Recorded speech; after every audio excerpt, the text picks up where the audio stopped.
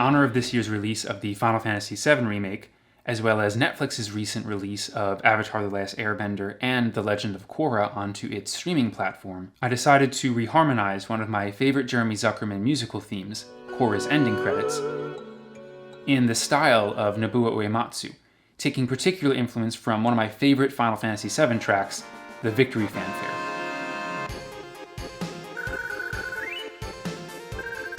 The result sounds like this.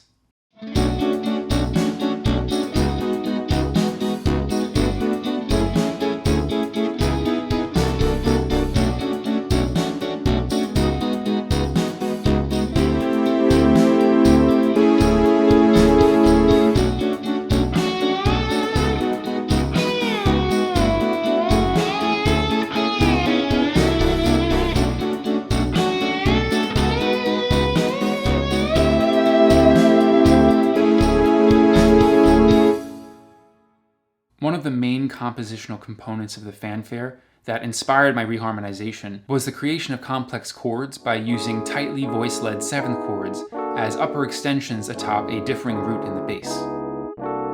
This, combined with a somewhat angular and semi-non-functional sense of harmony, utilizing lots of borrowed chords, could be considered the essence of Uematsu.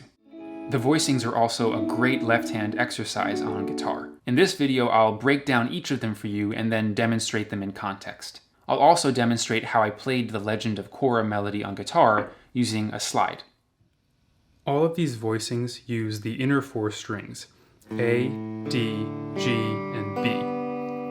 I'll describe the frets, fingering, and notes, moving from the lowest chord tone to the highest, or essentially in ascending order from the A string up to the B string. We'll start with a second inversion D major 7, or D major 7 over A.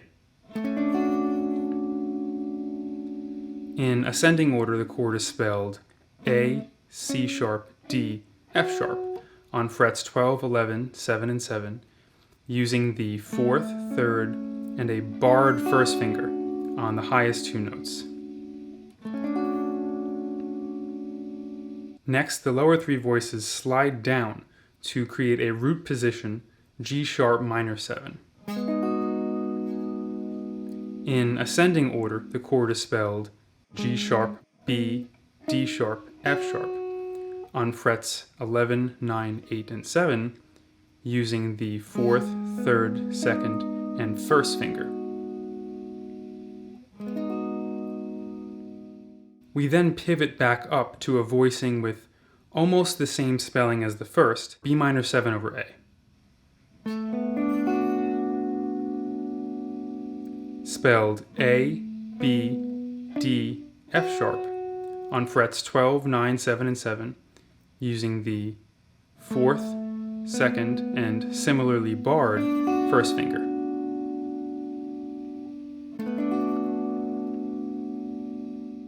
These first three voicings in succession, as well as the roots in the bass that they sit on top of, are actually directly applied from Uematsu's Final Fantasy VII Victory Fanfare, transposed from F minor to B minor to fit Jeremy Zuckerman's melody. From here, the exercise gets a bit more complex, where I craft the voicings and harmonic progression myself to fit the Zuckerman melody while carrying on with Uematsu's style.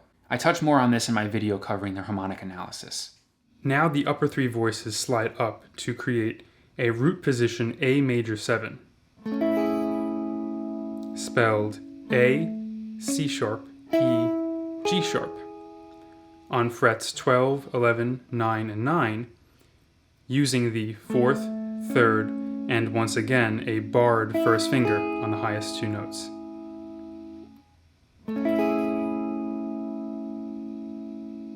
This A major 7 is voiced a second time before the lower two voices slide up to spell a second inversion E major 7, or E major 7 over B.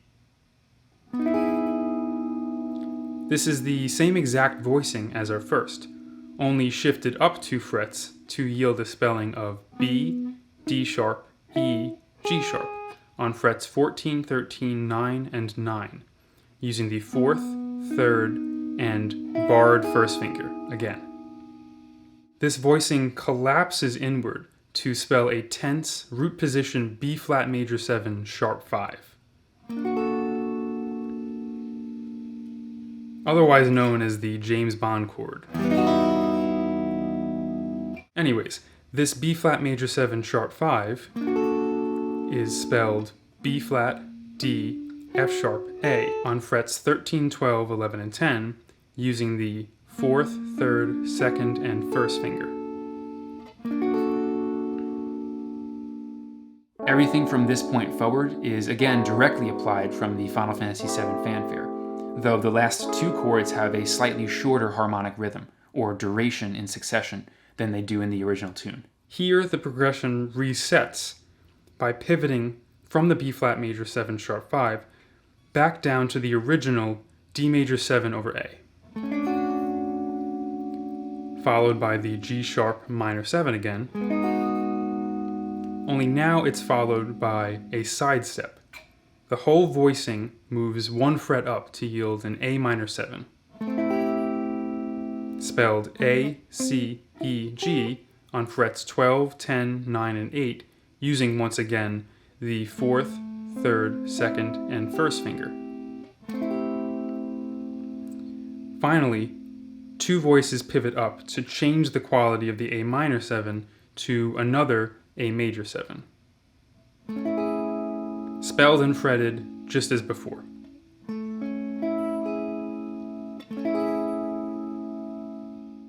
So let's hear these voicings in context out of time.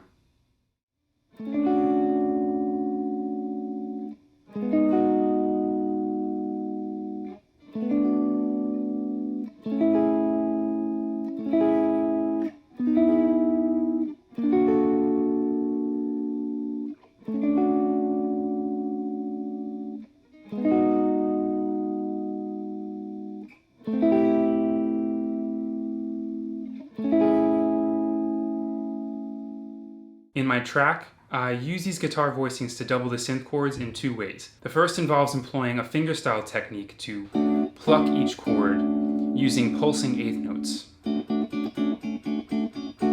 kind of like a harp. The second is a simple rake using a pick with ringing whole notes, also somewhat harpish. I'll talk about this Uematsu-inspired use of timbre and how all of these parts fit together in my video covering production and arrangement. Now we'll play the voicings in context in time.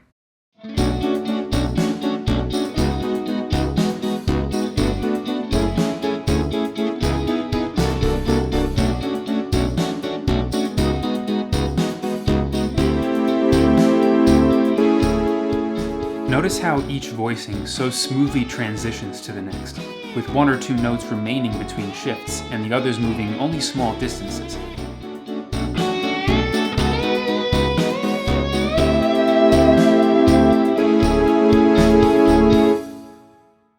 For the melody in my track, I used a guitar slide to emulate the erhu, a Chinese violin-like instrument that Zuckerman used in the original ending credits. Adapting this melody to slide guitar makes for a great exercise in note accuracy, expressiveness, and ultimately ear training. First, here's a few quick tips that I have for playing with a slide on an electric guitar. If your guitar has a low action or string height like mine does, I find that putting a credit card or a folded envelope, maybe a folded piece of paper, underneath the strings, somewhat close to the nut, actually helps lift them and makes it easier for the slide to kind of glide across the strings without having unwanted bumping up against the frets.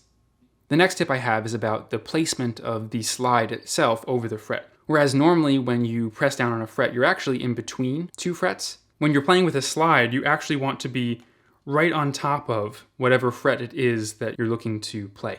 Finally, there's no real rule as to which finger on your left hand is supposed to hold the slide. Particularly, I like the ring finger because it allows me to sort of stabilize it on either side. So when I'm playing, it's pretty consistent. And when I do so, I don't go all the way down to the bottom of my finger. I actually just go right to the bottom crease, which gives me the ability to bend my finger still and place it where I need to place it. We start on F sharp, which is the 7th fret on the B string, and slide up to A, which is the 10th fret. You can add a little vibrato there. I retake at the 12th fret, which is B on the B string, and slide back down to F sharp, then down to E, which is the 5th fret, before going back up to F sharp, and subsequently to G sharp, which is the 9th fret. Now I'm going to pick again here, slide up 1 fret to A, 10th fret. Now slide back down to G sharp, pick again, and now here's where I'm going to cross strings down to the G string. So we'll pick the G sharp, slide down. Now here's where you're going to pick the C sharp on the G string, which is the 6th fret. So I'll show you that again, that slide. So I could pick the G sharp and just catch that C sharp on the G string and immediately slide up to E, which is the 9th fret on the G string. I'll play that for you in context before moving on.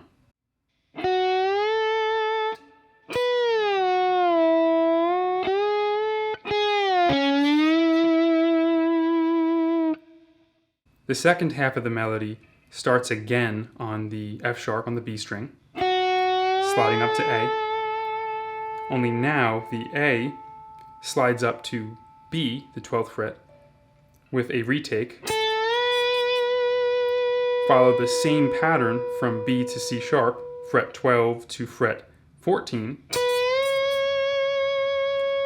Now keep going all the way up to fret 17, which is E, and pick one last time and stay on the E.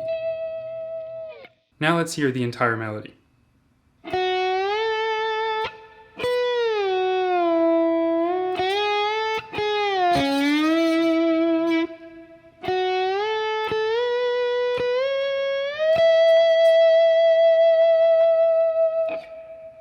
Next, we'll play the melody in context.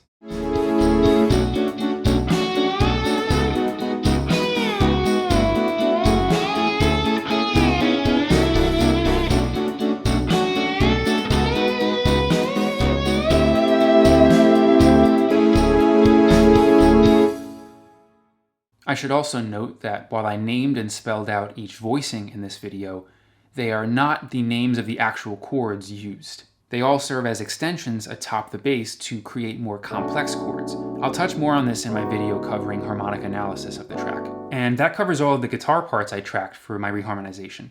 Thanks for watching, and feel free to check out my other videos which cover this experiment through the lenses of harmony, production, and arrangement if you're interested in learning more.